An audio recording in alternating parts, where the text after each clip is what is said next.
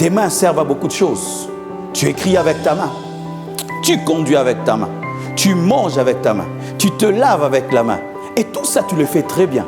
Mais quand il s'agit de la guérison, tu oublies que tu as une main. Alors une autre chose, c'est l'imposition des mains, qui est une doctrine. Parmi les doctrines dont parle le livre des Hébreux, on parle la doctrine de l'imposition des mains. Et je vais parler 2 fois de l'imposition des mains pour les malades et pour le baptême du Saint-Esprit. 8e. Marc 16, verset 17. La Bible dit ceci. « Voici les miracles qui accompagneront ceux qui auront cru.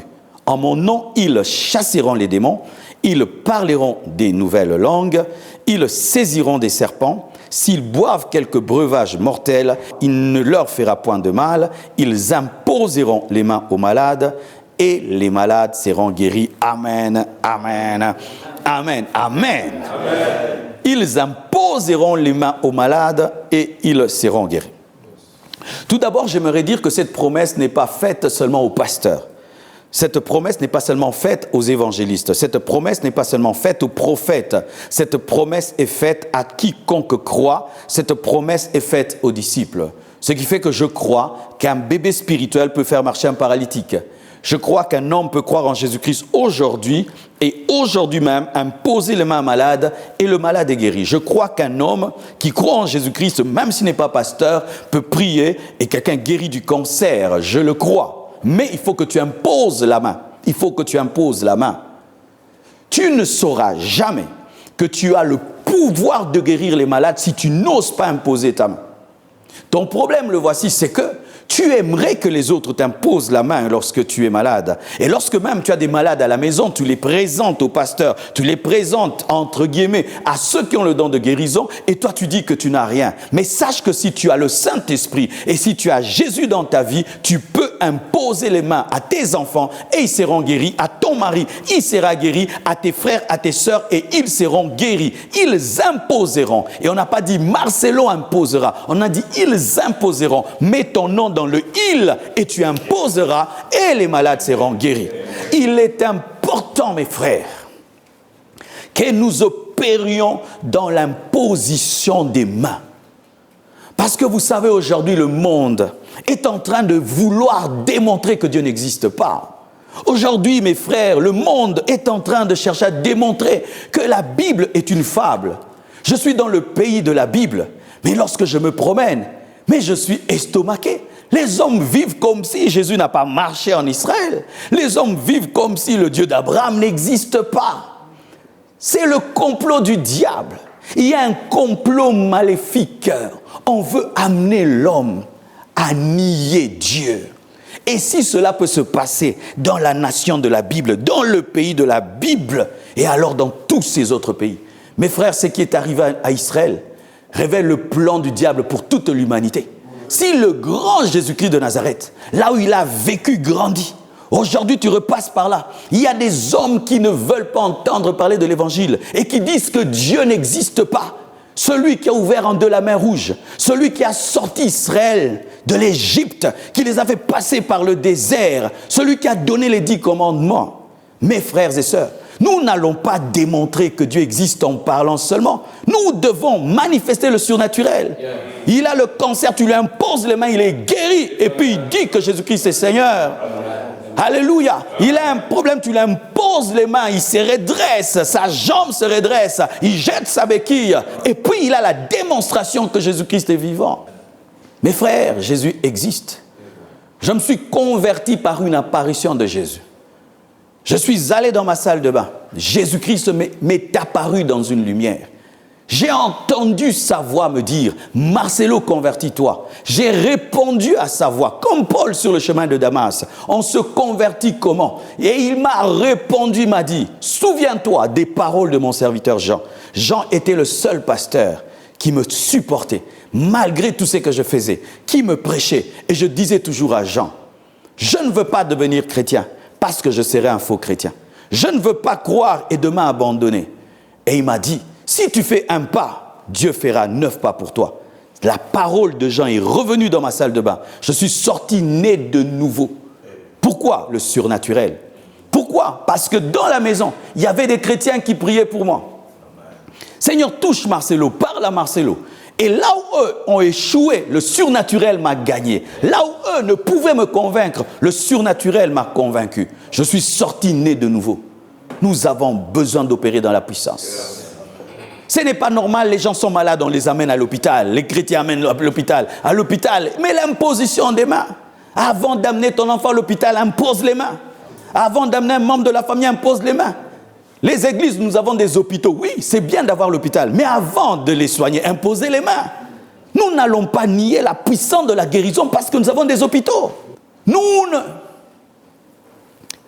construisons pas des hôpitaux pour nier la puissance de la guérison, mais pour accompagner la puissance de la guérison. Car il y a des médecins qui opèrent même dans la guérison. Avant même de faire la chirurgie, ils prient. Et puis Dieu l'aide. Parce que Dieu n'est pas contre la médecine. Luc était un médecin. Alléluia. Dieu n'est pas contre la médecine, mais la médecine ne doit pas nier la guérison surnaturelle, la guérison sans cicatrice, la guérison sans facture, la guérison sans piqûre. Ceux qui n'aiment pas les piqûres, dites Amen. Amen. Alléluia. Qui n'aime pas la piqûre? Alléluia. Quand tu vois le médecin avec sa piqûre là, oh Seigneur, même si tu sais que tu seras guéri, mais ça traumatise. Mais Jésus te guérit sans piqûre. Et la preuve que Dieu est un médecin, il a sorti Ève de la côte d'Adam sans chirurgie. Et il n'y a eu aucune cicatrice. Surnaturellement, il a sorti. Dieu est un médecin. Alléluia. Mes frères et sœurs, nous devons opérer dans la guérison. Mais pour voir la guérison, il faut que tu touches. Tes mains servent à beaucoup de choses. Tu écris avec ta main.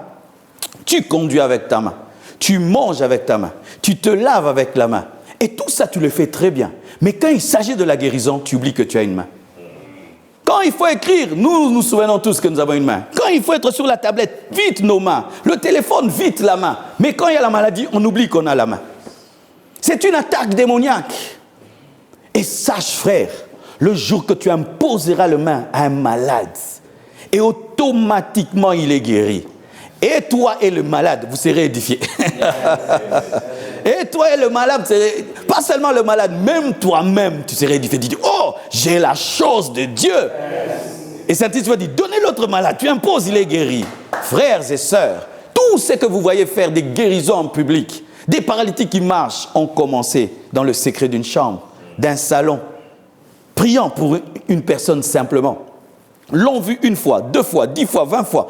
Oh, je peux aller dans une croisade et dire, amenez les malades.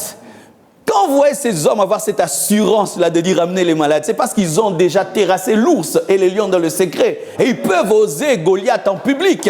Mais comment tu vas oser démontrer la puissance de la guérison en public si tu as eu peur de le faire sur ton enfant, sur ta femme, sur tes frères, sur tes sœurs, devant qui même tu n'es pas stressé?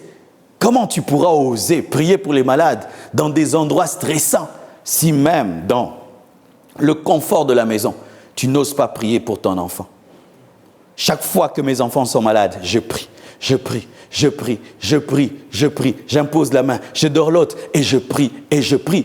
Parce que ce serait une honte pour moi, un homme de Dieu, d'amener mon enfant à l'hôpital. Mais je n'ai pas prié. J'amène mes enfants aussi à l'hôpital. Ils ont des pédiatres. Mais je dois prier avant. Parce qu'il arrive des fois, le pédiatre te dit, ton enfant va mourir. Une fois, un pédiatre m'a dit ça. Ton enfant va mourir, cette maladie. Vraiment, il ne peut pas. Mais comme tu es un homme de Dieu, prie. Et j'ai prié, mon enfant était guéri. Amen. Alléluia. Les médecins sont limités, mais la puissance de Dieu est illimitée. Il est le Tout-Puissant. Imposez les mains. Pasteur, imposez les mains aux malades à l'église. Imposez. Qu'ils tombent, qu'ils ne tombent pas. Vous imposez les mains et les miracles auront lieu. Imposez les mains. Église, nous devons revenir à l'imposition des mains. À cause du corona, on a arrêté d'imposer les mains. Maintenant, c'est parti. Revenons à l'imposition des mains.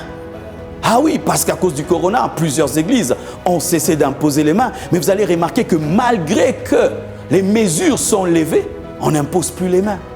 Nous devons revenir à l'imposition des mains. Parce que si nous nous saluons, pourquoi alors nous n'imposons plus les mains? Si nous nous serrons dans les bras, pourquoi on n'impose plus les mains?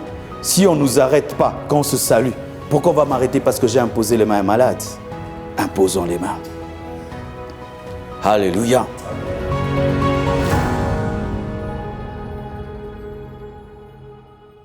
Shalom, j'espère que vous avez aimé cette vidéo.